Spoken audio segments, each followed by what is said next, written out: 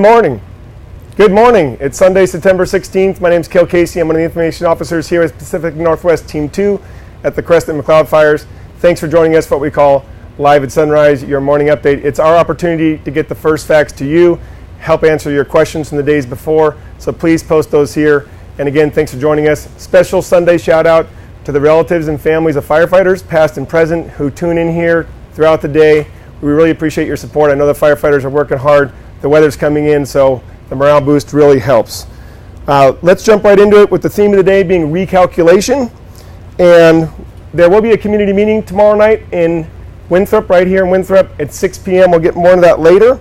And the highlights today, we're going to cover containment, the rain, and some fuel types because people have had some questions about that. So let's jump into the quick facts.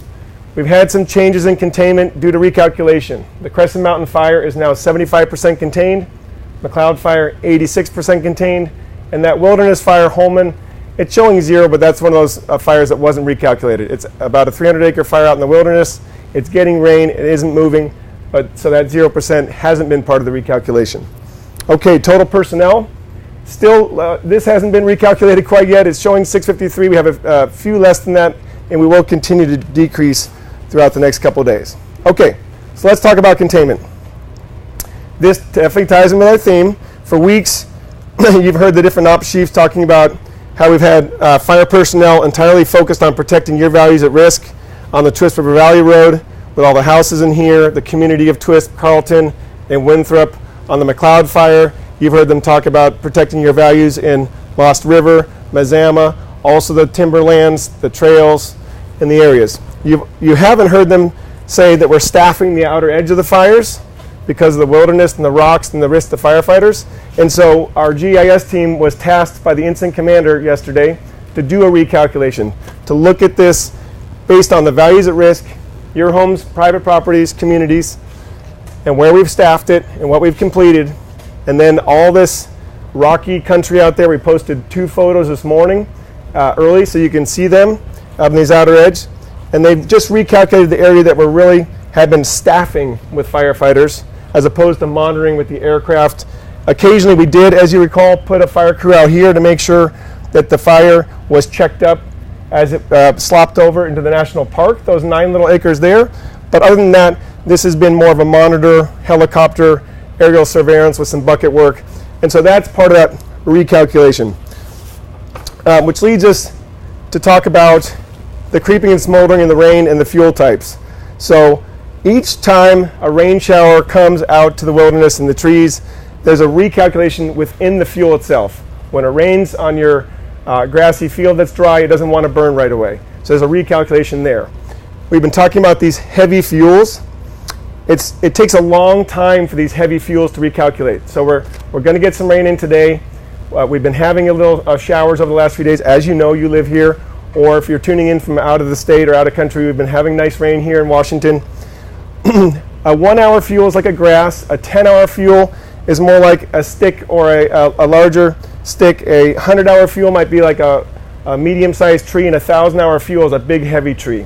So out here in our problem areas of sunshine, in the outer buttermilk area, some of these are 1,000-hour fuels. So even when we get rain now, it's going to take a lot more rain and a lot more time for those trees to absorb them in. So when we're in a drought cycle like we've been, and those 1,000-hour or heavy fuels, the biggest fuels out there, get really dry, it does take quite a while. So everybody at home, cheer on the rain. Let's get a lot of it out here for the next 2 or 3 weeks, because we're going to need it to have this area get saturated enough to not smolder out into October and November. We're going to need a lot more rain, and the same for out here.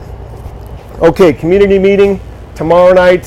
What we're going to do for you there in Winthrop is we're going to show you a Google Earth flyover video showing you all the terrain, showing you the different areas, and then we're also going to show you some real life helicopter footage, and we'll start posting more and more of the aerial footage.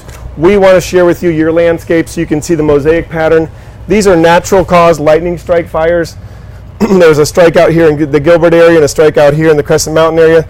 These moved out of the wilderness, burning in mosaic patterns. There are pockets of high intensity, but there are an awful lot of pockets of just natural fire movement. We'll show you that so you can see that.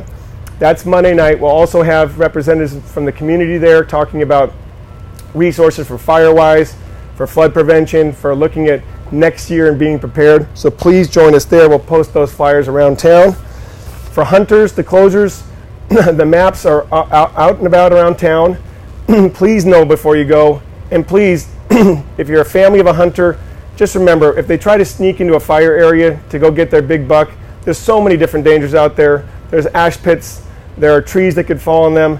And when the rain does come in, we do have always the heightened worry about flash flooding. When the surface area is burned, all the material, the rain just moves right through there. It's like an oil slick, and it can really cause problems. As we know from the Carlton fire, it can damage houses, and in other fires like the Schultz fire, 2010 in Flagstaff, it killed a 4-year-old girl as it came through after a fire. So please tell your relatives and families, stay out of the closed areas, be very, very careful, even hiking around areas and slopes that have seen fire on them, because when the rain, heavy rain hits them, it can really cause problems. For our firefighters, we're going to be concerned about them out there today with getting wet, working long hours, and hypothermia. So that's one of our concerns for the day. We're going to recalculate their workload out there. If it starts coming down really heavy, we're going to put the firefighters back in their vehicles with their engines on to stay warm. This is a long season, and we really want to make sure that they can finish it out strong. We still have a lot of work to do with all the repair work. We still have the logs that were taken out through the suppression efforts need to be moved. The chipping still needs to be done in certain areas. There's still a little bit of mop up and patrol. There's still plenty of work to do patrolling this area, and so our firefighters are our highest value out there. We really want to keep them warm, and so you'll see some of that. Just a reminder to pilots, we have a temporary flight restriction over each fire. It's gotten smaller, but pilots, please be aware that that's in place. This is also no drone zone, and again, thanks for all your support out there. It means a lot to us. The watch out situation I'll share with you today is that it's watch out number 5, uninformed on strategy, tactics, and hazards. So we've been briefing our firefighters again to be aware about the rain, about the possibility for the moisture moving debris and trees and rocks where they're working. And so that's same for you, for hikers, for hunters. Take that watch out situation seriously. Our contact number is in fact 480-744-9318. We had made a mistake. Thanks for catching that, public. Thanks for helping us. We are One Green Pants Nation, and we appreciate your support. Happy Sunday. Thank you.